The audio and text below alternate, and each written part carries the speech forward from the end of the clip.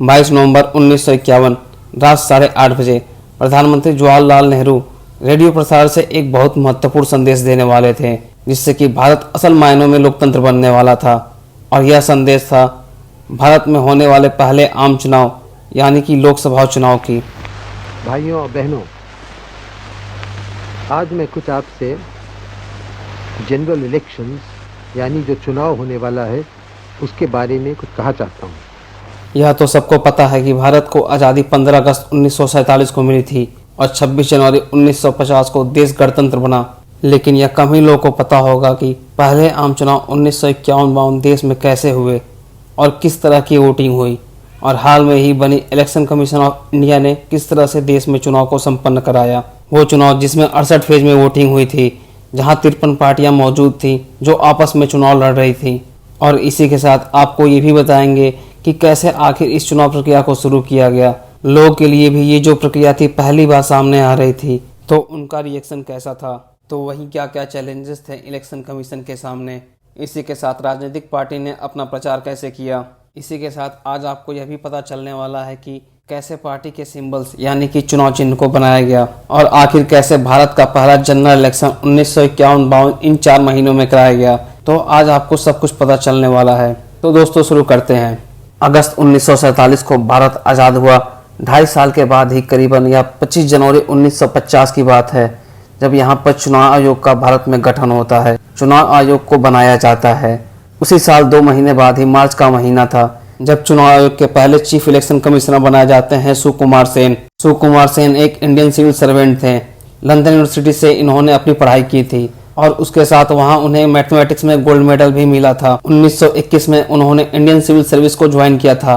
बाद में सर्व करते हुए आगे चलकर वो बंगाल के चीफ सेक्रेटरी भी बने और उसके बाद भारत के पहले चीफ इलेक्शन कमिश्नर बनते हैं। और ठीक अगले ही साल 1951 में पार्लियामेंट के अंदर रिप्रेजेंटेशन ऑफ पीपल्स एक्ट 1951 उसे पास किया जाता है। और इस एक्ट को पास कराते समय सदन में प्रधानमंत्री जवाहरलाल नेहरू ने कहा था कि हमें उम्मीद है कि हम यह चुनाव आने वाले कुछ ही महीनों के भीतर, यानी कि यह जो बसंत के महीने आएंगे, मई से पहले भारत में चुनाव संपन्न करा लेंगे। लेकिन यहाँ पे देश अभी पूरी तरह से तैयार नहीं था।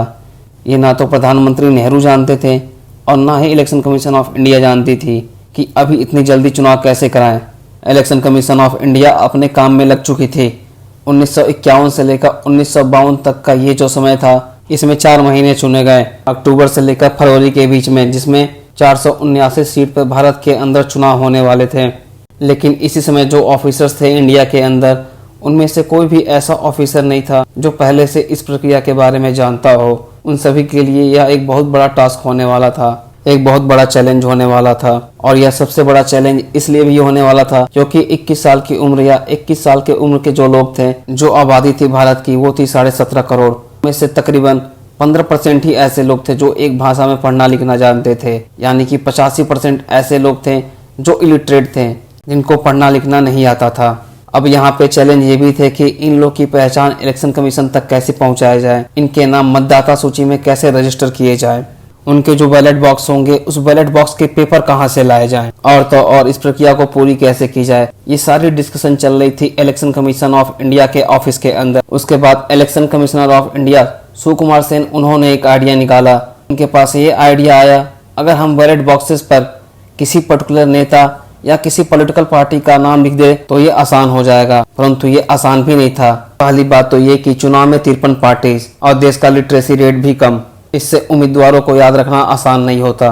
दोस्तों, इसके बाद इसी वजह से चुनाव आयोग ने फैसला लिया कि उम्मीदवारों को चुनाव चिन्ह दिए जाएंगे और पार्टी सिंबल भी दिए जाएंगे और उनको छापने का फैसला लिया जाता है। जो कैंडिडेट्स या राजनीतिक पार्टियां चुनाव में खड़े होने वाली थी, उन्होंने चुनाव चिन्ह ऐसे लिया कि आम जनता से काफ़ी जुड़ाव महसूस कर सकें। आपको बता दें, कुछ एग्जाम्पल के तौर पे कांग्रेस का उस समय चुनाव चिन्ह 2 बैलों का एक पेयर होता था। भारतीय मजदूर प्रजा पार्टी का चुनाव चिन्ह एक झोपड़ी। वहीं ऑल इंडिया भारतीय जनसंघ, जो आगे चलकर भारतीय जनता पार्टी बनी, इन्होंने अपना चुनाव चिन्ह उस समय दिया बनाया था। दिलचस्प बात आपको बता दी जाए, आज के टाइम पे जो चुनाव चिन्ह आप कांग्रेस का देखते हैं, हाथ का पंजा, उस समय ऑल इंडिया फॉरवर्ड ग्रुप का चुनाव चिन्ह हुआ करता था। इलेक्शन कमीशन ऑफ इंडिया ने 16,500 नए क्लर्कों को रिक्रूट किया ताकि मतदाता सूची बनाई जा सके।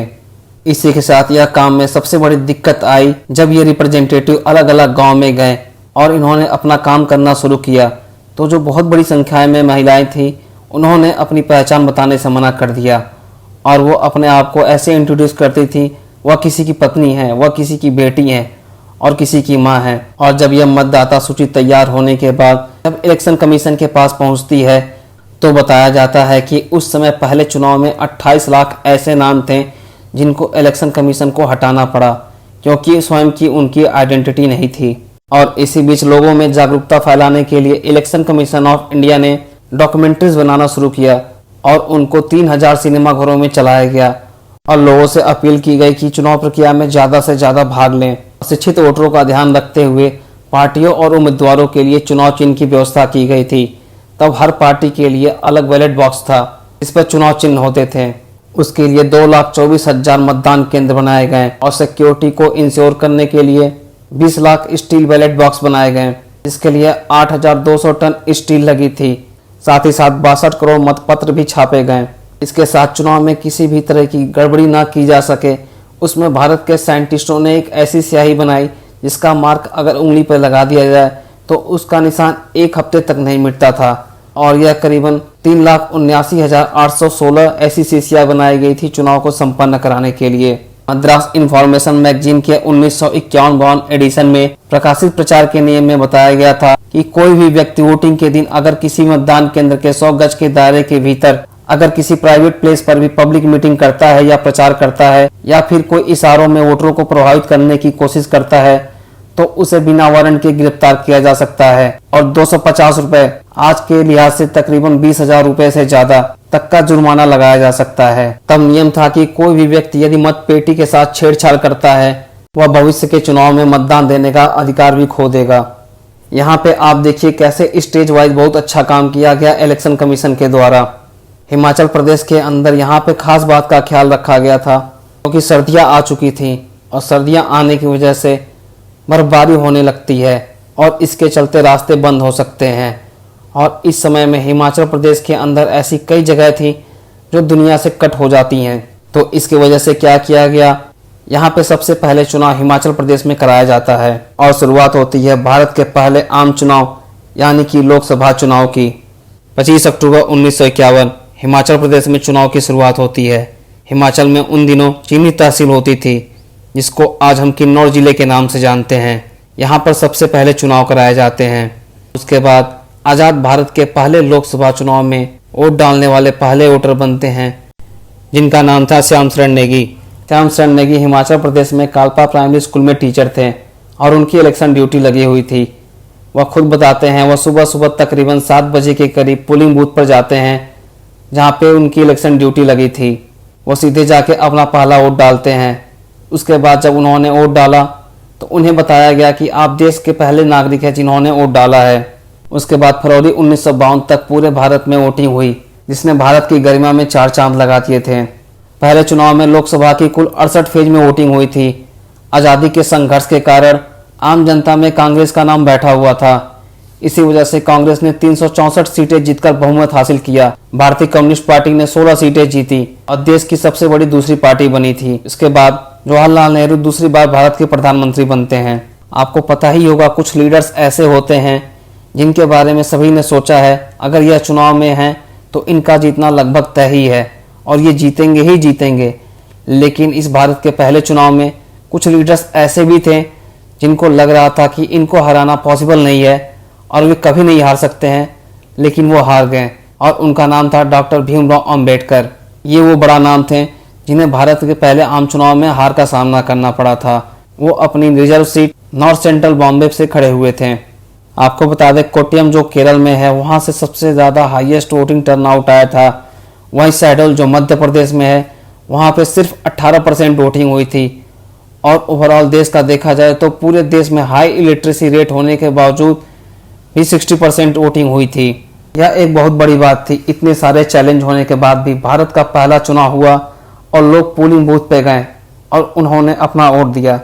हालांकि भारत के पहले आम चुनाव पे आपका क्या मानना है, कमेंट करके बताएं और हमारे चैनल को सब्सक्राइब करें। Thank you.